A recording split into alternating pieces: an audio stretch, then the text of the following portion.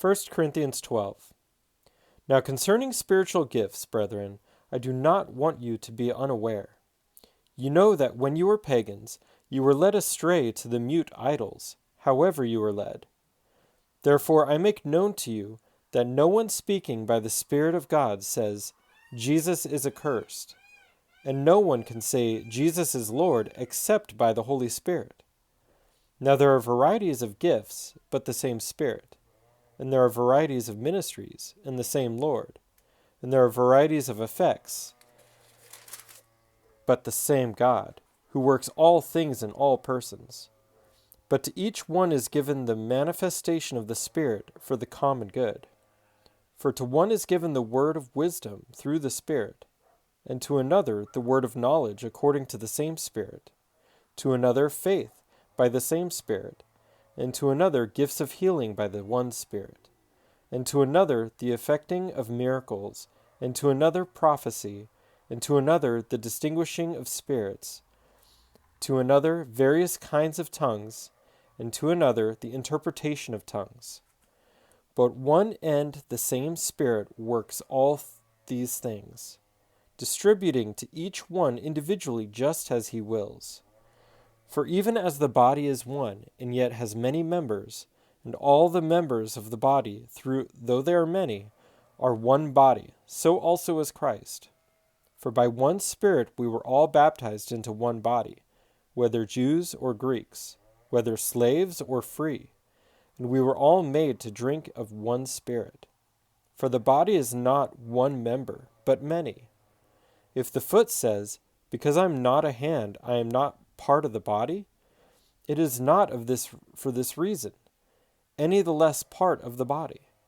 And if the ear says, because I am not an eye, I am not a part of the body, it is not for this reason any the less a part of the body. If the whole body were an eye, where would the hearing be? If the whole body were hearing, where would the sense of smell be? But now God has placed the members, each one of them, in the body, just as he desired. If they were all one member, where would the body be? But now there are many members, but one body. And the eye cannot say to the hand, I have no need of you. Or again, the head to the feet, I have no need of you. On the contrary, it is much truer that the members of the body which seem to be weaker are necessary. And those members of the body which may deem less honorable, on these we bestow more abundant honor, and our less presentable members become much more presentable, whereas our more presentable members have no need of it. But God has so composed the body, giving more abundant honor to the member which lacked, so that there may be no division in the body, but that the members may have the same care for one another. And if one member suffers, all the members suffer with it. If one member is honored, all the members rejoice with it. Now you are Christ's body, and individually members of it.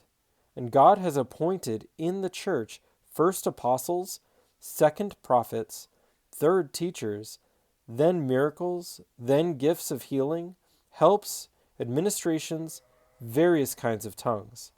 All are not apostles, are they? All are not prophets, are they? All are not teachers, are they? All are not workers of miracles, are they? All do not have gifts of healing, do they? All do not speak with tongues, do they? All do not interpret, do they? But earnestly desire the greatest gifts, and I show you a still more excellent way.